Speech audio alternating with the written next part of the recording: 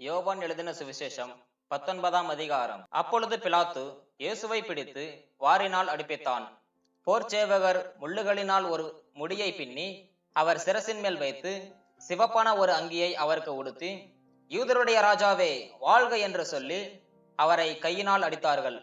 பிலாத்து மறுபடியும் வெளியே வந்து, நான் இவனிடத்தில் ஒரு குற்றமும் காணேன் என்று நீங்கள் அறியும்படிக்கு இதோ உங்களிடத்தில் இவனை வெளியே கொண்டு வருகிறேன் என்றான். இயேசு முள்முடியும் சிவப்பங்கியும் தரித்தவராய் வெளியே வந்தார். அப்பொழுது பிலாத்து அவர்களை நோக்கி, இதோ இந்த மனுஷன் என்றான்.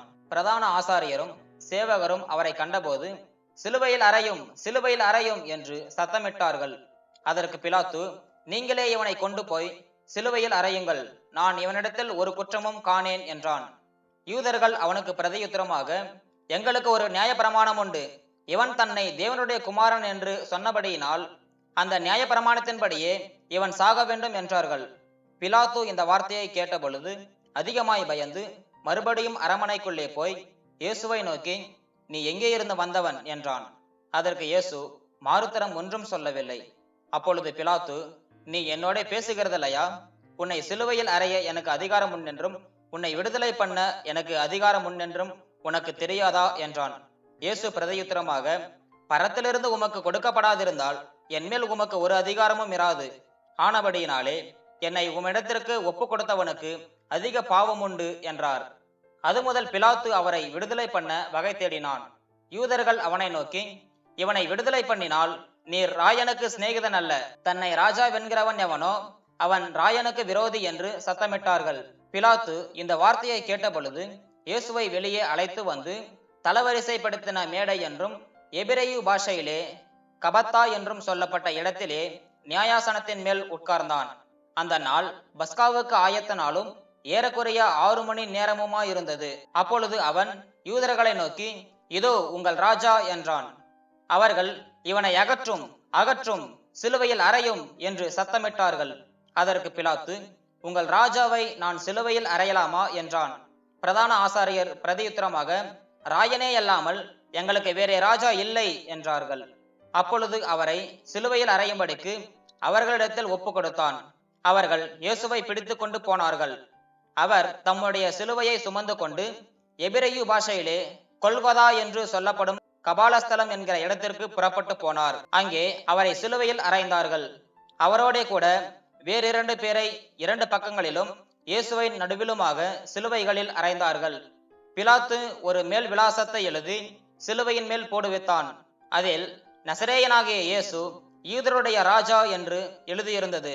இயேசு சிலுவையில் அறையப்பட்ட இடம் நகரத்திற்கு சமீபமாய் இருந்தபடியினால் யூதரில் அநேகர் அந்த மேல் விலாசத்தை வாசித்தார்கள். அது எபிரேயு, கிரேக்கு, லத்தீன் பாஷைகளில் எழுதியிருந்தது. அப்பொழுது யூதருடைய பிரதான ஆசாரியர் பிலாத்துவை நோக்கி, யூதருடைய ராஜா என்று நீர் எழுதாமல் தான் யூதருடைய ராஜா என்று அவன் சொன்னதாக எழுதும் என்றார்கள். பிலாத்து பிரதியுத்தரமாக, நான் எழுதினதே என்றான். போர்ச்சேவகர் இயேசுவை சிலுவையில் அறைந்த பின்பு அவருடைய வஸ்திரங்களை எடுத்து ஒவ்வொரு சேவகனுக்கு ஒவ்வொரு பங்காக 4 பங்காக்கினார்கள். அங்கியையும் எடுத்தார்கள். அந்த அங்கி தையலில்லாமல் மேலே தொடங்கி முழுவதும் நெய்யப்பட்டதாயிருந்தது. அவர்கள், இதை நாம் கிழியாமல் யாருக்கு வருமோ என்று இதை குறித்து சீட்டு போடுவோம் என்று ஒருவரோடொருவர் பேசிக்கொண்டார்கள். என் வஸ்திரங்களை தங்களுக்குள்ளே பங்கிட்டு என் உடையின் மேல் சீட்டு போட்டார்கள் என்கிற வேதவாக்கியம் நிறைவேறத்தக்கதாக போர்ச்சேவகர் இப்படி செய்தார்கள். இயேசுவின் சிலுவையின் அருகே அவருடைய தாயும் அவருடைய தாயின் சகோதரி கிலேயோப்பா மரியாளும் மகதலேனா மரியாளும் நின்று கொண்டிருந்தார்கள். அப்பொழுது இயேசு தம்முடைய தாயையும் அருகே நின்று தமக்கு அன்பாயிருந்த சீஷனையும் கண்டு தம்முடைய தாயை நோக்கி, ஸ்திரீயே, அதோ உன் மகன் என்றார். பின்பு அந்த சீஷனை நோக்கி, அதோ உன் தாய் என்றார். அந்நேரம் முதல் அந்த சீஷன் அவளை தன்னிடமாய் ஏற்றுக்கொண்டான். அதன் பின்பு எல்லாம் முடிந்தது என்று இயேசு அறிந்து வேதவாக்கியம் நிறைவேறத்தக்கதாக, தாகமாயிருக்கிறேன் என்றார். காடி நிறைந்த பாத்திரம் அங்கே வைக்கப்பட்டிருந்தது. அவர்கள் கடற்காளானை காடியிலே தோய்த்து ஈசோப்பு தண்டில் மாட்டி அவர் வாயினிடத்தில் நீட்டி கொடுத்தார்கள். இயேசு காடியை வாங்கின பின்பு முடிந்தது என்று சொல்லி தலையை சாய்த்து ஆவியை ஒப்பு கொடுத்தார். அந்த நாள் பெரிய ஓய்வு நாளுக்கு ஆயத்த நாளாய் இருந்தபடியினால் உடல்கள் அந்த ஓய்வு நாளிலே சிலுவைகளில் இராதபடிக்கு யூதர்கள் பிலாத்துவினிடத்தில் போய் அவர்களுடைய காலெலும்புகளை முறிக்கும்படிக்கும் உடல்களை எடுத்து போடும்படிக்கும் உத்தரவு கேட்டுக் கொண்டார்கள்.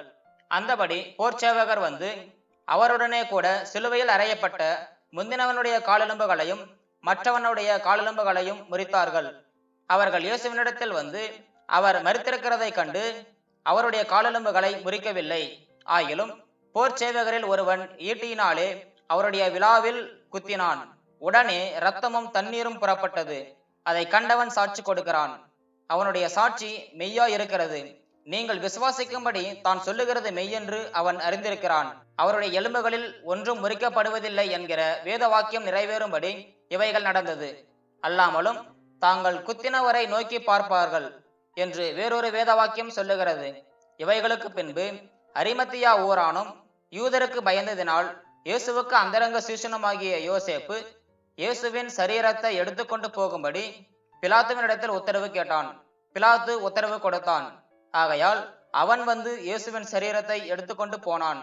ஆரம்பத்திலே ஒரு ராத்திரியில் இயேசுவினிடத்தில் வந்திருந்த நிக்கோதேமு என்பவன் வெள்ளை போலமும் கரிய போலமும் கலந்து ஏறக்குறைய 100 ராத்தல் கொண்டு வந்தான். அவர்கள் இயேசுவின் சரீரத்தை எடுத்து யூதர்கள் அடக்கம் பண்ணும் முறைமையின்படியே அதை சுகந்த வர்க்கங்களுடனே சீலைகளில் சுற்றி கட்டினார்கள். அவர் சிலுவையில் அறையப்பட்ட இடத்தில் ஒரு தோட்டமும் அந்த தோட்டத்தில் ஒரு காலும் ஒருவனும் வைக்கப்பட்டிராத ஒரு புதிய கல்லறையும் இருந்தது. யூதருடைய ஆயத்த நாளானபடியினாலும் அந்த கல்லறை சமீபமாய் இருந்தபடியினாலும் அவ்விடத்திலே இயேசுவை வைத்தார்கள்.